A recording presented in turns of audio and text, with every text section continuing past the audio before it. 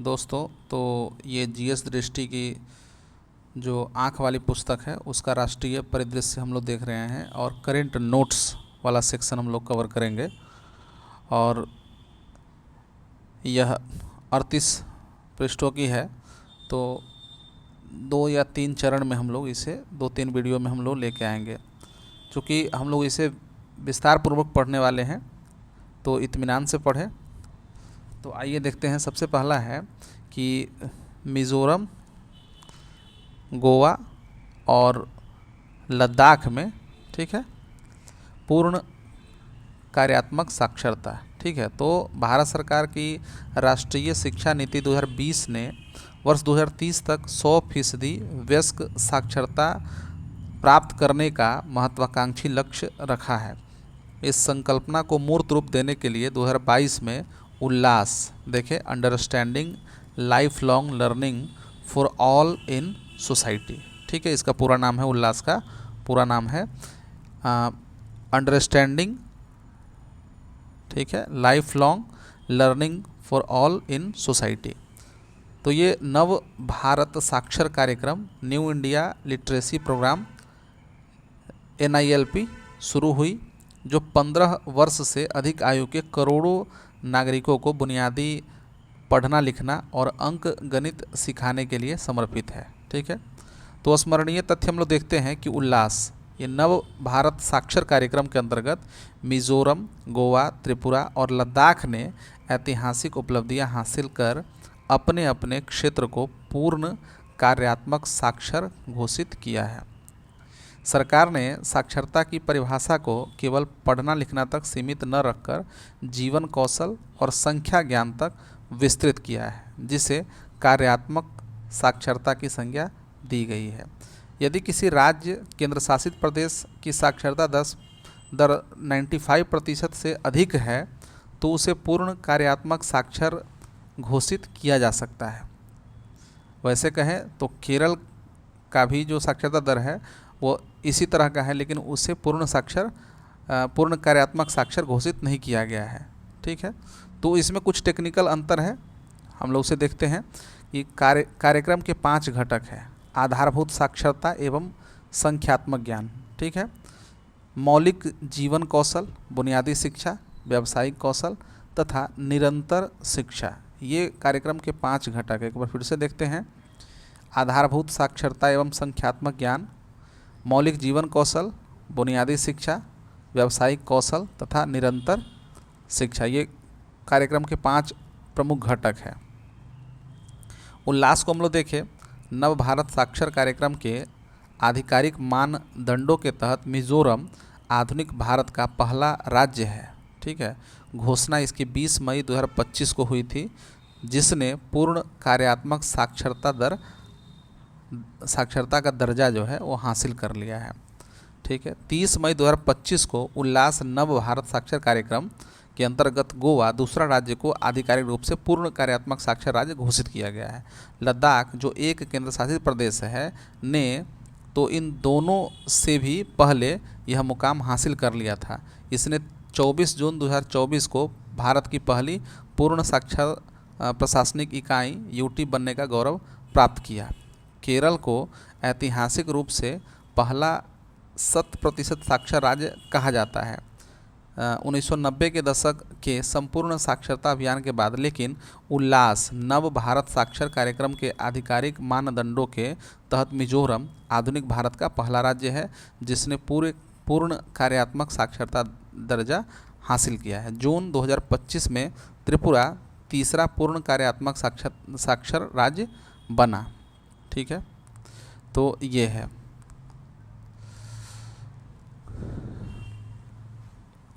तो अब हम लोग देखते हैं संविधान हत्या दिवस, ठीक है। भारत के संविधान के, आप जानते हैं कि भारत के संविधान 18 में आपातकाल से संबंधित प्रावधानों का उल्लेख किया गया है। ये प्रावधान अनुच्छेद 352 से लेकर 360 तक वर्णित है।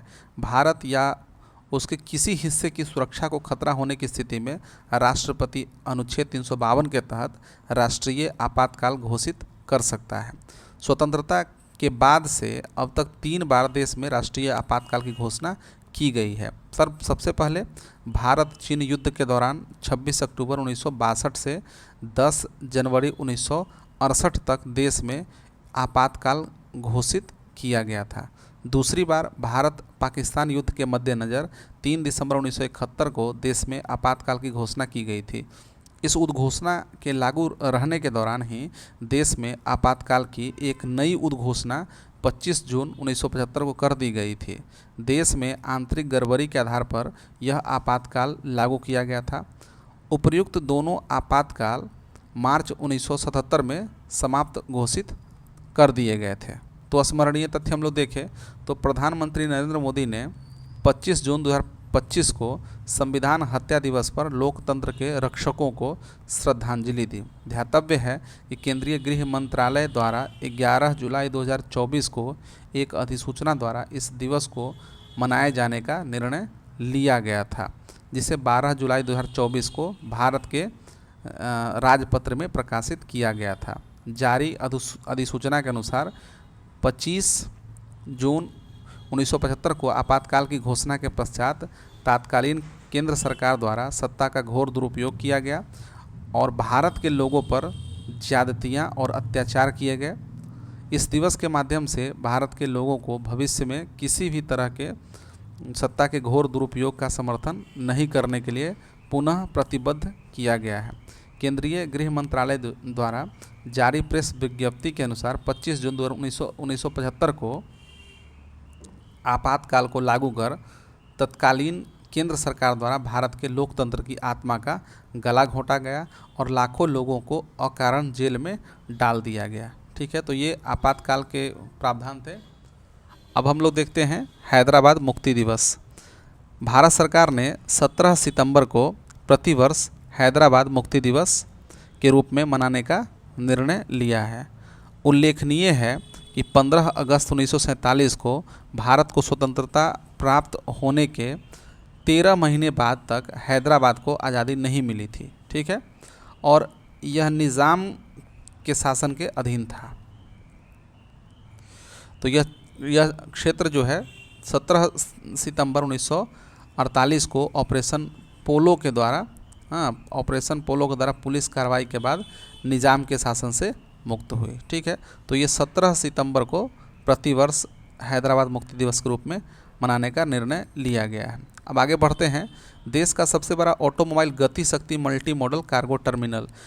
मल्टी मॉडल कार्गो टर्मिनल एक ऐसा ढांचा या सुविधा होती है जहां विभिन्न माध्यमों जैसे कि सड़क, रेल, जलमार्ग और हवाई मार्गों के बीच माल या सामान को सुविधापूर्वक और कुशलता से स्थानांतरित किया जाता है। स्मरणीय में देखिए, स्मरणीय तथ्य क्या है, तो 17 जून 2025 को केंद्रीय रेल मंत्री अश्विनी वैष्णव ने हरियाणा के गुरुग्राम स्थित Maruti Suzuki India limited Manesar संयंत्र में देश के सबसे बड़े ऑटोमोबाइल गति शक्ति मल्टी मॉडल कार्गो टर्मिनल का उद्घाटन किया। याद रखें, इसकी स्थापना कहाँ हुई है, तो हरियाणा के गुरुग्राम ज़िले में मारुति सुजुकी इंडिया लिमिटेड में इसका शुभारंभ किया गया है और मानेसर संयंत्र में ऐसा किया गया है इसका उद्घाटन। मानेसर स्थित यह संयंत्र 10 किलोमीटर के समर्पित रेल लिंक के माध्यम से पटली रेलवे स्टेशन से जुड़ा हुआ है। याद रखें कि मानेसर स्थित यह संयंत्र जो है 10 किलोमीटर के समर्पित रेल लिंक के माध्यम से पटली रेलवे स्टेशन से जुड़ा हुआ है। यह टर्मिनल क्या है, अपने पूर्ण संचालन पर सालाना लगभग 4.5 लाख वाहनों को सीधे मालगाड़ियों में लाद कर भेजने की क्षमता रखता है। ठीक है, मानेसर से रेल द्वारा वाहन देश भर में भेजने हेतु मारुति सुजुकी ने 17 रेलवे वितरण केंद्र यानी कि हब चिन्हित किए हैं, जिनके माध्यम से ये वाहन 380 से अधिक शहरों तक पहुंचेंगे। यह टर्मिनल पीएम गति शक्ति राष्ट्रीय मास्टर प्लान 2021 के तहत विकसित मल्टी मॉडल लॉजिस्टिक हब का एक उत्कृष्ट उदाहरण है। ठीक है, परियोजना के क्रियान्वयन हेतु रेल मंत्रालय, HRIDC, राज्य सरकार एवं मारुति सुजुकी के संयुक्त सहयोग से HORCL नामक संयुक्त उद्यम कंपनी स्थापित की गई। और एक काफ़ी दुर्भाग्यपूर्ण घटना हम लोग ये पढ़ेंगे। तो एयर इंडिया ड्रीम लाइनर विमान दुर्घटनाग्रस्त। ये AI-171 विमान थी। 12 जून 2025 को एयर इंडिया की उड़ान AI-171 Boeing 7878 dream liner Ahmedabad हवाई अड्डे से उड़ान भरने के बाद मेघानी नगर स्थित रिहायशी इलाके में दुर्घटनाग्रस्त हो गए। ठीक है, याद रखें, मेघानी नगर ये रिहायशी इलाका था। और लंदन गैटविक जा रही इस अंतर्राष्ट्रीय, याद रखें, ये जा रही थी लंदन में गैटविक, ठीक है, और कहाँ से? अहमदाबाद से। तो इस अंतर्राष्ट्रीय उड़ान से दुर्घटनाग्रस्त होते ही तेज़ धमाके के साथ आग का गोला उठा और आसपास की इमारतें क्षतिग्रस्त हो गई। ठीक है, स्मरणीय में देखें तो air India flight AI-171 B7878 ने अहमदाबाद से लंदन के लिए 1:38, देखिए अंतर्राष्ट्रीय समय है उसके हिसाब से 1:38 पर उड़ान भरी और कुछ ही मिनटों के बाद हवाई अड्डे के पास एक बिल्डिंग पर क्रैश हो गए। ठीक है, और बोइंग 7878 विमान में कुल 242 लोग थे, 230 यात्री व 12 जो है वो क्रूज मेंबर थे, इसमें सवार थे। विमान में सवार 242 में से 241 लोगों की मृत्यु हो गई। केवल एक यात्री विश्वास कुमार रमेश चमत्कारिक रूप से जीवित बचे। जीवित बचे यात्री भारतीय मूल के ब्रिटिश नागरिक हैं। विमान हादसे के स्थान पर भी कुछ लोगों की मृत्यु हो गई, जिसके कारण कुल मरने वालों की संख्या 280 से अधिक हो गई है। इस दुर्घटना में पूर्व मुख्यमंत्री विजय रूपाणी, जो गुजरात के पूर्व मुख्यमंत्री थे, उनकी मृत्यु हो गई। लेकिन मुझे समझ में नहीं आता है कि यहाँ पर ये जो बार बार कहीं भी बिल्डिंग जो दिया गया है वो बिल्डिंग अस्पताल बिल्डिंग थी, उसे कहीं नहीं दिया गया है। वो अस्पताल था जहाँ पर डॉक्टर, जो भावी डॉक्टर थे, ये वहाँ पर ऐसी घटना घटी थी। तो ऐसा इसमें कहीं नहीं दिया गया है। देखते हैं आगे। हाँ, दिया है। एयर इंडिया ड्रीम लाइनर के विनाश के अवशेष अहमदाबाद के BJ मेडिकल कॉलेज हॉस्टल की, याद रखें, अहमदाबाद के BJ मेडिकल कॉलेज हॉस्टल की इमारत पर जा गिरे। दोपहर के भोजन के दौरान छात्र और डॉक्टर परिसर में मौजूद थे। एयर इंडिया द्वारा जारी सूचना अनुसार यात्रियों में 169 भारतीय, 53 ब्रिटिश, 7 पुर्तगाली एवं 1 कनाडाई नागरिक थे। याद रखें, सर्वाधिक नागरिक कहाँ के थे? तो भारतीय के अलावा ब्रिटिश थे और 7 पुर्तगाली थे और 1 कनाडाई थे। भारत के नागर विमानन महानिदेशक DGCA एवं विमान दुर्घटना अन्वेषण ब्यूरो AAIB ने हादसे की विस्तृत जांच शुरू कर दी है। बोइंग 787 ड्रीम लाइनर एक नवीनतम चौड़ी बॉडी वाला द्वि-इंजन वाला दीर्घमार्ग विमान है, जिसे पहली बार वर्ष 2011 में वाणिज्यिक सेवा में सम्मिलित किया गया है। सुरक्षा रिकॉर्ड की बात करें तो अपनी शुरुआत से अब तक 787 ड्रीम लाइनर मॉडल का यह पहला अवसर है जब किसी विमान को एक बड़ी घातक दुर्घटना का सामना करना पड़ा। एयर इंडिया दुर्घटना पीड़ितों के परिवार को 25 लाख रुपए का अंतरिम भुगतान करेगी। यह राशि मूल कंपनी टाटा सन्स द्वारा पहले ही घोषित 1 करोड़ रुपए मुआवजे के अतिरिक्त है। भारत की अन्य भीषण हवाई त्रासदियाँ देखें तो 1996 में चरखी दादरी मध्य आकाश टक्कर भारत की अब तक की सबसे घातक विमान दुर्घटना, जिसमें 2 विमानों की टक्कर से कुल 349 लोगों की मृत्यु हुई थी। 1985 में एयर इंडिया बम कांड, मॉन्ट्रियल, लंदन, दिल्ली, मुंबई उड़ान AI-182 एक आतंकवादी बम विस्फोट से अटलांटिक महासागर में विस्फोट कर दुर्घटनाग्रस्त हो गई थी, जिसमें 329 यात्रियों की जान गई थी। 1978 एयर इंडिया मुंबई दुर्घटना, मुंबई से दुबई जा रही एयर इंडिया फ्लाइट 855 बोइंग 747 समुद्र में गिर गई, जिसमें सभी 213 लोग मारे गए थे। 2010 मैंगलोर विमान दुर्घटना, इसमें 158 यात्रियों की मृत्यु हुई थी कि दुबई से मैंगलोर आने वाली Air India Express flight 812 landing के समय दुर्घटनाग्रस्त हुई थी। ठीक है, अब हम लोग एक महत्वपूर्ण चीज़ पढ़ते हैं, फ्लाइट रिकॉर्डर। ये क्या होता है? यह एक इलेक्ट्रॉनिक रिकॉर्डिंग उपकरण होता है जिसे विमानों में लगाया जाता है, जिससे कि विमान दुर्घटनाओं और घटनाओं की जांच में मदद मिल सके। आमतौर पर इसे ब्लैक बॉक्स कहा जाता है, ठीक है, ये ब्लैक बॉक्स कहा जाता है, लेकिन उसका कलर ब्लैक नहीं होता है। यह डिवाइस दो प्रकार की होती है, फ्लाइट डाटा रिकॉर्डर, ठीक है, दो प्रकार की होती है। एक तो होता है फ्लाइट डाटा रिकॉर्डर और दूसरा होता है कॉकपिट वॉइस रिकॉर्डर, ठीक है। फ्लाइट डाटा रिकॉर्डर और कॉकपिट वॉइस रिकॉर्डर, यह नारंगी रंग का होता है, जिससे कि दुर्घटना के बाद इसे आसानी से खोजा जा सके।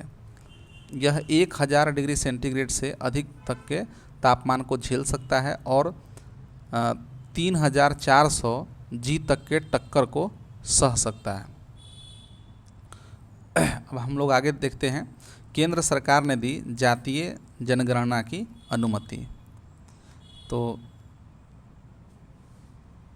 इसमें क्या है कि जातिगत जनगणना से आशय है कि देश भर के विभिन्न जाति समूहों की आबादी का सर्वेक्षण करना। यह एक संवेदनशील लेकिन महत्वपूर्ण जनसांख्यिकीय अभ्यास है। स्वतंत्रता के बाद 1931 की जनगणना के बाद से जातिगत आंकड़े नियमित जनगणना में शामिल नहीं किए गए थे, ठीक है। अब केंद्र सरकार ने आगामी जनगणना 2027 में जातियों की गणना करने का ऐतिहासिक निर्णय लिया है, जिससे सामाजिक न्याय की नीतियों को नई दिशा मिल सकेगी। स्मरणीय तथ्य में देखें तो जनगणना संघ सूची का विषय है, ठीक है, जनगणना संघ सूची का विषय है। संविधान के अनुच्छेद 246 में यह अंकित है। 7वीं अनुसूची सूची 69, ठीक है, 7वीं अनुसूची में 69 में है। और जनगणना अधिनियम 1948 एवं नियम 1990 के तहत इसे प्रबंधित किया जाता है, ठीक है। तो याद रखें, जनगणना संघ सूची का विषय है, संविधान के 246 में इसे सम्मिलित किया गया है, 7वीं अनुसूची सूची 69 में, और इसे प्रबंधित करने के लिए जनगणना अधिनियम 1948 एवं नियम 1990 के तहत इसे प्रबंधित किया जाता है। 16 जून 2025 को भारत की जनसंख्या की जनगणना वर्ष 2027 के दौरान किए जाने की अधिसूचना जारी की गई है। यह जनगणना 2 चरणों में होगी।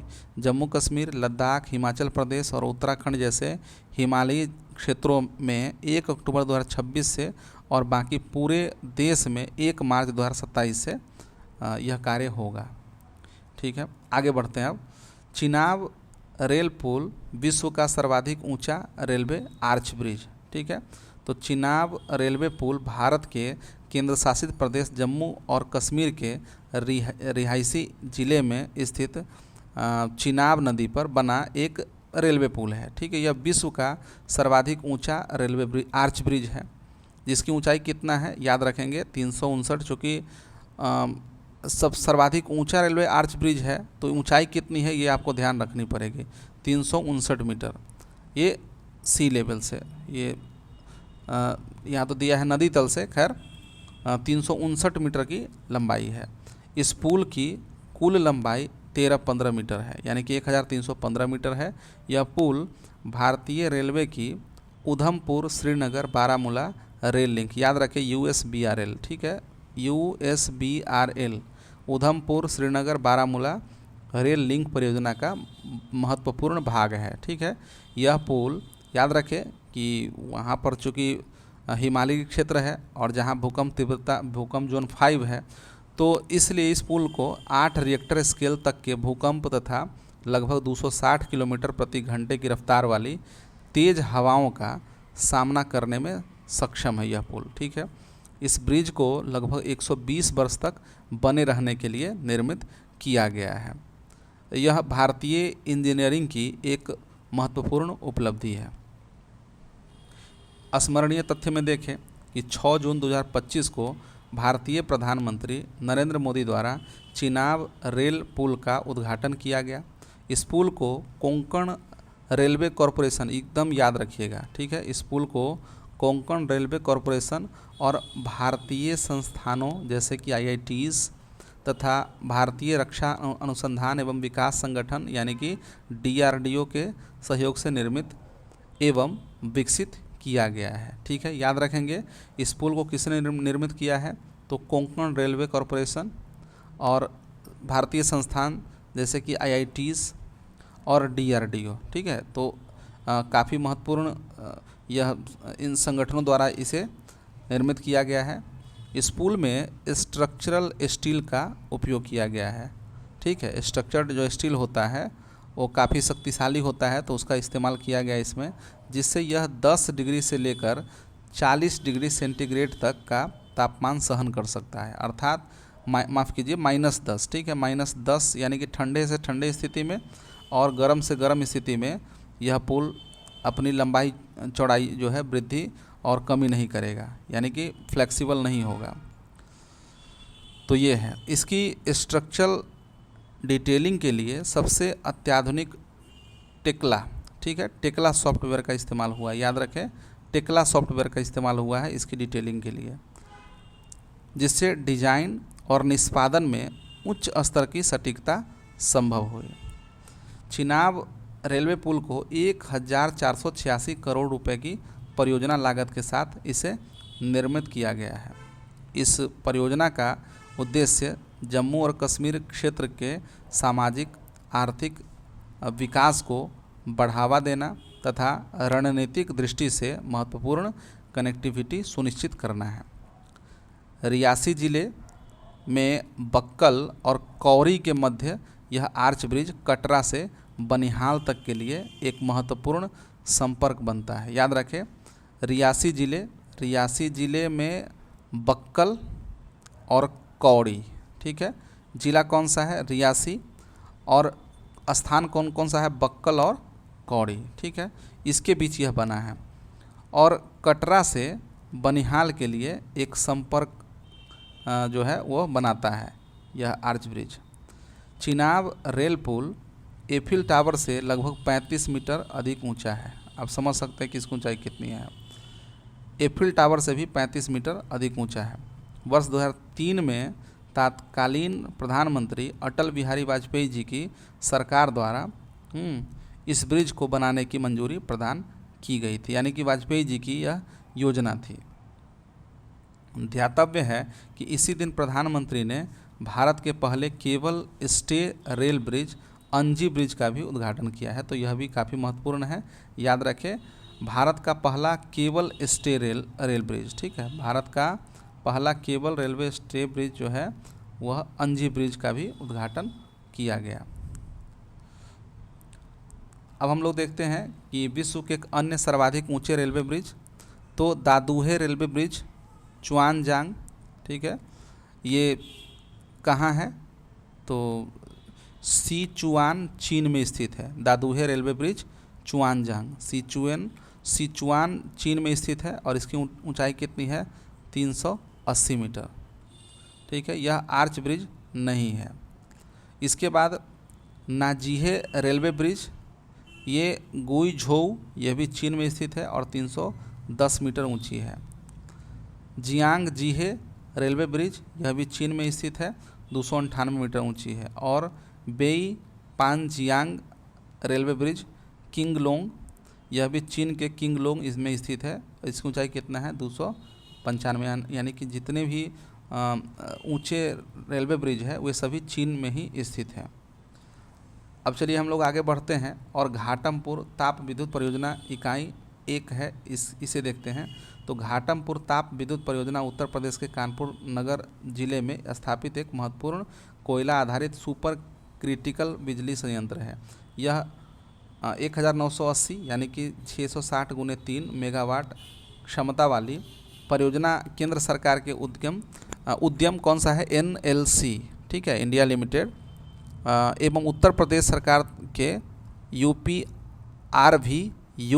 के संयुक्त उपक्रम द्वारा इसे विकसित किया गया है। तो याद रखें, ये 30 मई को मोदी जी द्वारा उद्घाटन किया गया कानपुर में घाटमपुर ताप विद्युत परियोजना, और 660 मेगावाट जो है पहली इकाई को राष्ट्र को समर्पित किया गया है। केंद्र सरकार की आर्थिक मामलों की कैबिनेट समिति ने जुलाई 2016 में इस परियोजना को मंजूरी दी थी। इसे नेयवेली उत्तर प्रदेश पावर लिमिटेड नामक संयुक्त उद्यम कंपनी संचालित कर रही है, जिसमें NLC इंडिया की 51% तथा UPRVUNL की 49% भागीदारी है। घाटमपुर परियोजना से उत्पन्न विद्युत के क्रय हेतु राज्य विद्युत निगमों से समझौता किए गए हैं। लगभग 75% बिजली उत्तर प्रदेश को मिलेगी और शेष 25% बिजली असम राज्य को आवंटित की गई है। ताज़ा आधिकारिक अनुमान के अनुसार परियोजना की कुल लागत 21,780.94 करोड़ रुपये है। इस परियोजना की शेष 2 इकाइयों के वर्ष 2026 तक प्रारंभ होने की उम्मीद है। ठीक है, तीनों इकाइयों के पूर्ण संचालन पर संयंत्र प्रति वर्ष लगभग 14,000 मिलियन यूनिट बिजली उत्पन्न करेगा। इस परियोजना के लिए कोयले की आपूर्ति सुनिश्चित करने हेतु झारखंड राज्य के दुमका जिले में स्थित पचवारा साउथ कोल ब्लॉक आवंटित किया गया है। खैर, अब आगे बढ़ते हैं। लोक माता देवी अहिल्याबाई महिला सशक्तिकरण महासम्मेलन 2025 जो भोपाल में हुआ उसे हम लोग देखते हैं। तो 31 मई 2025 को प्रधानमंत्री नरेंद्र मोदी ने मध्य प्रदेश की राजधानी भोपाल में लोक माता देवी अहिल्याबाई महिला सशक्तिकरण महासम्मेलन में भाग लिया। यह आयोजन मालवा की प्रसिद्ध महारानी देवी अहिल्याबाई होलकर की 300वीं जयंती के उपलक्ष्य में आयोजित किया गया था। स्मरणीय में देखें तो सम्मेलन में प्रधानमंत्री ने देवी अहिल्याबाई को समर्पित एक स्मारक डाक टिकट तथा 300 रुपये मूल्य का विशेष स्मारक सिक्का जारी किया। 300 रुपये के इस सिक्के पर अहिल्याबाई होलकर का चित्र उत्कीर्ण है। ठीक है, 300 रुपये मूल्य वर्ग का सिक्का भारत के सिक्का इतिहास में पहली बार जारी हुआ, जिसे कोलकाता टकसाल में ढाला गया।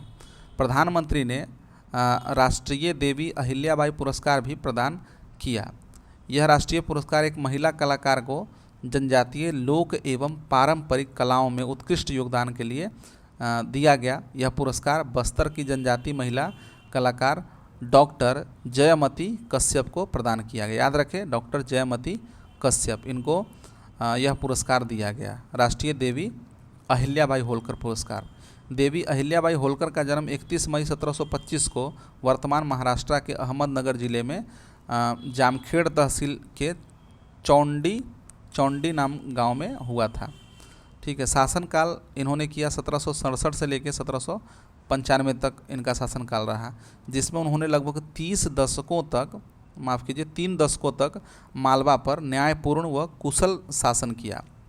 अहिल्याबाई ने राज्य की बागडोर संभालते ही अपनी राजधानी महेश्वर यानी कि नर्मदा तट के परिस्थित महेश्वर को बनाया। इसको क्या किया, साहित्य, संगीत, कला एवं उद्योग के केंद्र के रूप में इसे विकसित किया महेश्वर को। याद रखें, अहिल्याबाई की जो राज्य की राजधानी थी वह थी महेश्वर। अहिल्याबाई 18वीं शताब्दी में स्त्री शिक्षा, विधवा पुनर्विवाह, बाल विवाह निषेध जैसे विचारों की अग्रदूत रही है। ठीक है, उन्होंने अपने राज्य में महिला सेना इकाई बनाकर महिलाओं को शस्त्र व प्रशासन का प्रशिक्षण दिलवाया। इतिहास में उन्हें उस शासिका के रूप में याद किया जाता है जिसने लड़कियों की शादी की न्यूनतम आयु बढ़ाने, महिलाओं को पैतृक संपत्ति में अधिकार दिलाने और विधवा विवाह का समर्थन करने जैसे कदम उठाए हैं। ठीक है, प्रधानमंत्री ने अहिल्याबाई होलकर के सम्मान में पुण्य श्लोक अहिल्या देवी होलकर महिला स्टार्टअप योजना वर्ष 2024 में प्रारंभ की, जो महिला उद्यमियों को आर्थिक सहायता प्रदान करती है। इंदौर के अंतर्राष्ट्रीय हवाई अड्डे का भी नाम उनके सम्मान में रखा गया है। दार्शनिक महारानी की उपाधि से सम्मानित अहिल्याबाई का 13 अगस्त 1795 में निधन हो गया था। ठीक है, अब हम लोग आगे बढ़ते हैं। तापी बेसिन मेगा रिचार्ज परियोजना। ठीक है, तापी बेसिन मेगा रिचार्ज परियोजना। तापी बेसिन मेगा रिचार्ज परियोजना 2 राज्यों जैसे मध्य प्रदेश और महाराष्ट्र की संयुक्त पहल है, जिसका उद्देश्य क्या है, जल संकट से जूझ रहे क्षेत्रों में भूजल स्तर बढ़ाकर सिंचाई एवं पेयजल आपूर्ति को सुदृढ़ करना। स्मरणीय देखें, 10 मई 2025 को मध्य प्रदेश और महाराष्ट्र द्वारा ताप्ती बेसिन मेगा रिचार्ज परियोजना को संयुक्त रूप से क्रियान्वित करने के लिए एक समझौता ज्ञापन पर मध्य प्रदेश के मुख्यमंत्री मोहन यादव और महाराष्ट्र के मुख्यमंत्री देवेंद्र फडणवीस ने हस्ताक्षर किया। ताप्ती बेसिन मेगा रिचार्ज परियोजना, याद रखें, ताप्ती बेसिन मेगा रिचार्ज परियोजना परंपरागत बांध निर्माण से हटकर भू जल पुनर्भरण द्वारा जल संरक्षण को प्रोत्साहित करती है। परियोजना के तहत ताप्ती नदी की 3 धाराओं का विकास कर अतिरिक्त वर्षा जल को भूजल पुनर्भरण किया जाएगा। ठीक है, इसलिए ताप्ती बेसिन मेगा रिचार्ज परियोजना को अधिकारियों द्वारा विश्व की सबसे बड़ी भूजल पुनर्भरण योजना कहा गया है। TBMRP कृषि एवं पेयजल दोनों समस्याओं का समाधान एक साथ करने के लिए डिजाइन की गई है। ठीक है, दोनों समस्या जैसे कि कृषि में उपयोग होने वाले जल और पेयजल। ठीक है, ये TBMRP का पूरा नाम क्या है? ताप्ती बेसिन मेगा रिचार्ज परियोजना। ठीक है, तो शॉर्टकट में याद रखें TBMRP कृषि एवं पेयजल दोनों समस्याओं के समाधान एक साथ करने के लिए डिजाइन की गई है।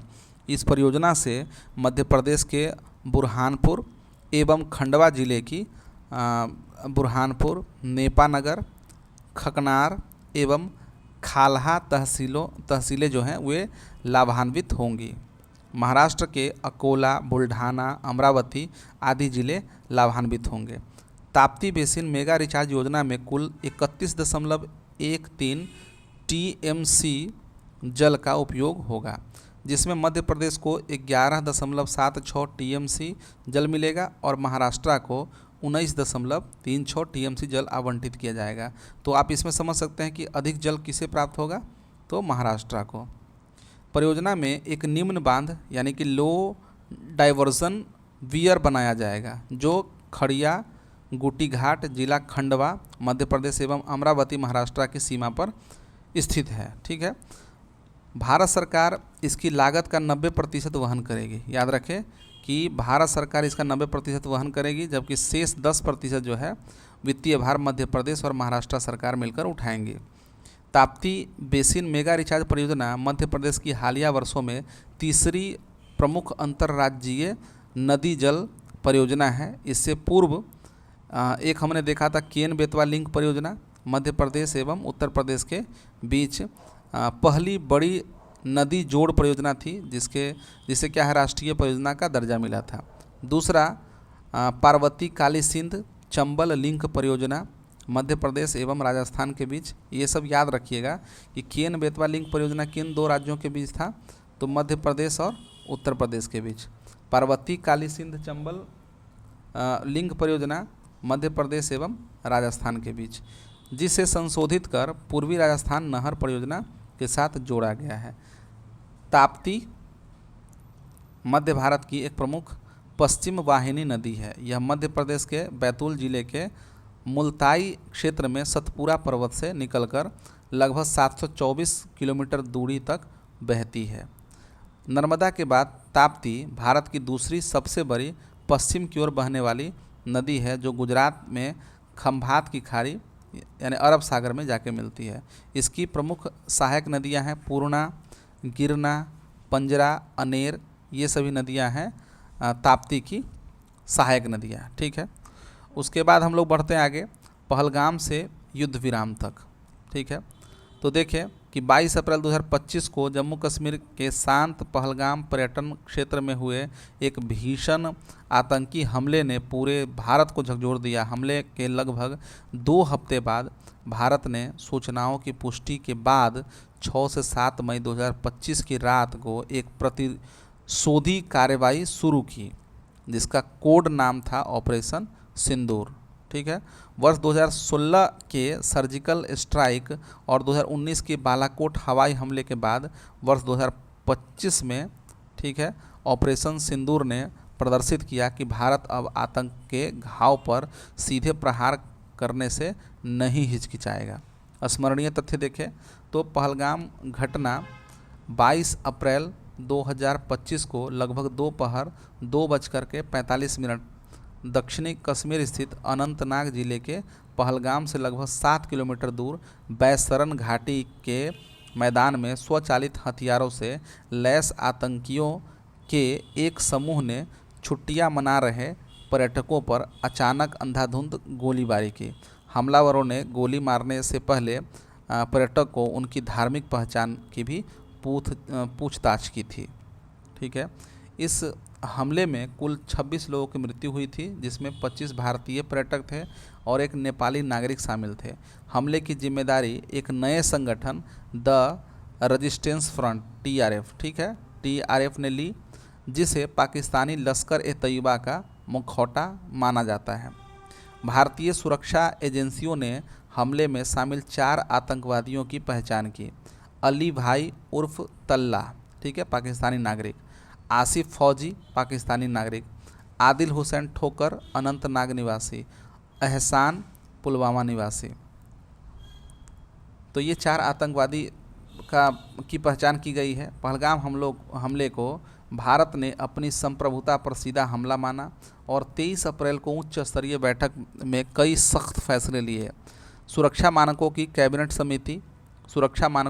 समिति CCS ने 23 अप्रैल 2025 को वर्ष 1960 की सिंधु जल संधि स्थगित करने का औपचारिक निर्णय लिया।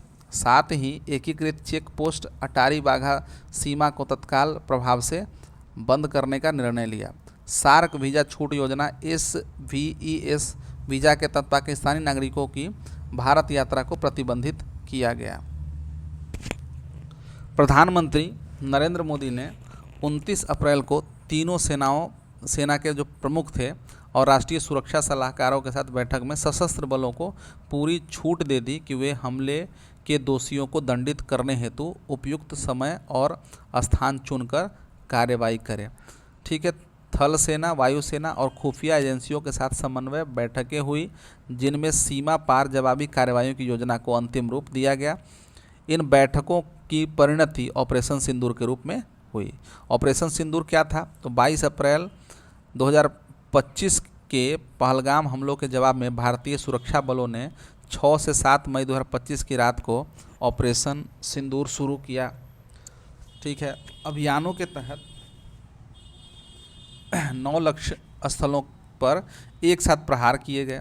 इसमें 5 आतंकी ठिकाने जो थे वो POK में थे, जबकि 4 लक्ष्य पाकिस्तान के अंदर पंजाब प्रांत में चिन्हित किए गए। ये जगह कौन से थे? बहावलपुर, मुरीद के, ठीक है, साकरगढ़ और सियालकोट के निकट। ये सभी स्थान लश्कर-ए-तैयबा, जैश ए मोहम्मद और हिजबुल मुजाहिदीन जैसे आतंकी संगठनों के प्रमुख प्रशिक्षण केंद्र या ठिकाने थे। भारतीय विदेश सचिव, ठीक है, विदेश सचिव विक्रम मिस्री ने स्पष्ट किया कि इस प्रति आक्रमण का लक्ष्य आतंकवादी ठिकानों को ध्वस्त करके भविष्य के हमलों को रोकना था, न कि युद्ध भड़काना।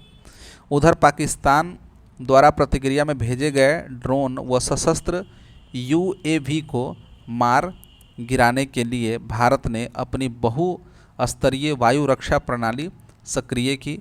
इस एयर डिफेंस ढांचे में थल सेना, नौसेना, वायुसेना के समन्वित सेंसर, मिसाइल एवं एंटी ड्रोन तकनीक, सॉफ्ट किल व हार्ड किल शामिल थे, जिसने पाकिस्तानी पक्ष से हुई कई जवाबी कोशिशों यानी कि ड्रोन हमलों की लहर को विफल बना दिया। भारत सरकार के अनुसार ऑपरेशन सिंदूर के तहत 100 से अधिक आतंकवादियों को मार गिराया।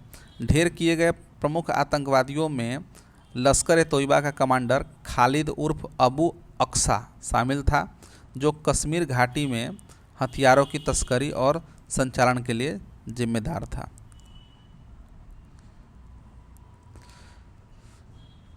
लश्कर का ही एक अन्य शीर्ष प्रशिक्षक मुदस्सिर खड़ियन खास उर्फ मुदस्सर अबू जुंदाल, जिसे मुरीद के पाकिस्तान स्थित आतंकी शिविर का प्रभारी माना जाता था, इस हमले में मारा गया। जैसे मोहम्मद से जुड़े मोहम्मद हसन खान, जो पाकिस्तान अधिकृत कश्मीर के जैश के ऑपरेशनल प्रमुख का पुत्र था, ये भी हवाई हमलों में ढेर हो गया।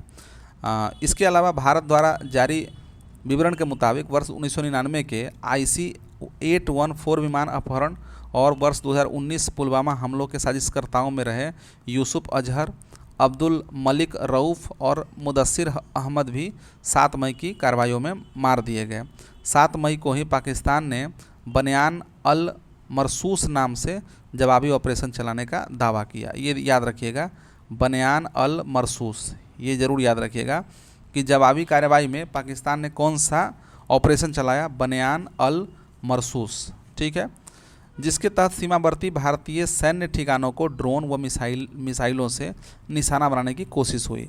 इस दौरान देश के कई सैनिक एवं जवान शहीद हो गए।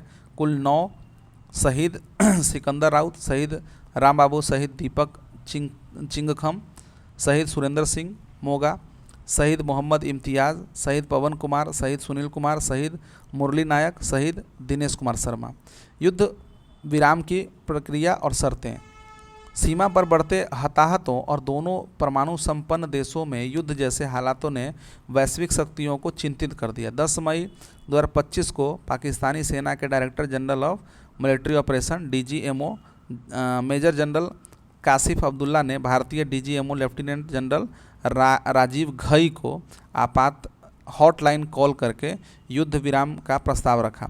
इस बातचीत में पाकिस्तानी अधिकारी ने बताया कि अमेरिका के विदेश मंत्री मार्को रूबियो ने पाकिस्तानी सेना प्रमुख से बात कर तनाव घटाने को कहा है, अर्थात पाकिस्तान उच्च स्तर पर संघर्ष विराम के लिए तैयार था। युद्ध विराम की घोषणा व स्थिति देखें। कई दौर की गुप्त वार्ताओं के बाद 10 मई की रात दोनों देशों ने आधिकारिक तौर पर युद्ध विराम की घोषणा की। दोनों पक्ष 10 मई 2025 को 5 बजे शाम को यानी कि पाकिस्तान में 4:30 बजा था से प्रभावी होकर, ये इंडियन स्टैंडर्ड टाइम है ना, ज़मीन पर, हवा में और समुद्र में सभी फायरिंग और सैन्य कार्रवाई रोकने पर सहमत हो गए। प्रधानमंत्री 12 मई 2025 को 8 बजे संध्या में संबोधन में 4 सिद्धांत उद्घोषित किए। पहला, जवाब भारत की शर्तों पर दिया जाएगा। परमाणु ब्लैकमेल स्वीकार्य नहीं होगा। आतंक शरणदाता राज्य सह आपराधिक माने जाएंगे। खून और पानी एक साथ नहीं बहेगा। ठीक है, पाकिस्तान ने सीमा पर हमारे जिस एक BSF जवान पूर्णम कुमार 100 को पकड़ लिया था, उसे 14 मई 2025 को छोड़ दिया। 17 मई 2025 को केंद्र सरकार ने ऑपरेशन सिंदूर और भारत की सीमा पार आतंकवाद के खिलाफ जारी लड़ाई के संदर्भ में 7 सर्वदलीय प्रतिनिधि मंडल का गठन किया। ठीक है, 59 सांसदों वाले 7 समूह कुल 32 देशों, ठीक है, संयुक्त राष्ट्र सुरक्षा परिषद के सदस्यों सहित प्रमुख साझेदारी देशों का दौरा करेंगे। निम्नलिखित संसद सदस्य 7 प्रतिनिधि मंडलों का नेतृत्व करेंगे। इसमें पहला है कांग्रेस का शशि थरूर, भाजपा के रविशंकर प्रसाद, संजय कुमार झा JDU के, बैजयंत पांडा भाजपा के, कनी मोझी करुणानिधि DMK की, सुप्रिया सुले NCP और श्रीकांत एकनाथ शिंदे शिवसेना के। ठीक है, तो ये